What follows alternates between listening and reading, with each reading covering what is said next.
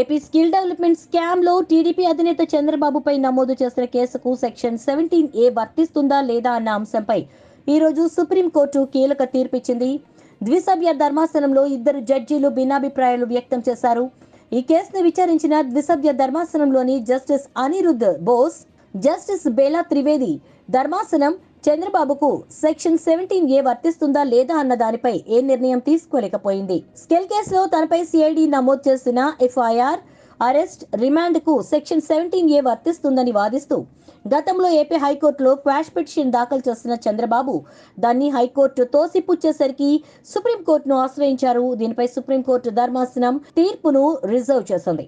ఆ తీర్పును ఈ రోజు వెలువరించిన జస్టిస్ అనిరుద్ధ్ బోస్, జస్టిస్ బేలా త్రివేది ధర్మాసనం ఈ విషయంలో భిన్నాభిప్రాయాలు వ్యక్తం చేసింది. చంద్రబాబుకు section 17A వర్తించదని justice Bela Trivedi తీర్పు చెప్పి విజయవాడ ఏసీబీ కోర్టు నిర్ణయంలో జోక్యం చేసుకోలేమని తేల్చింది.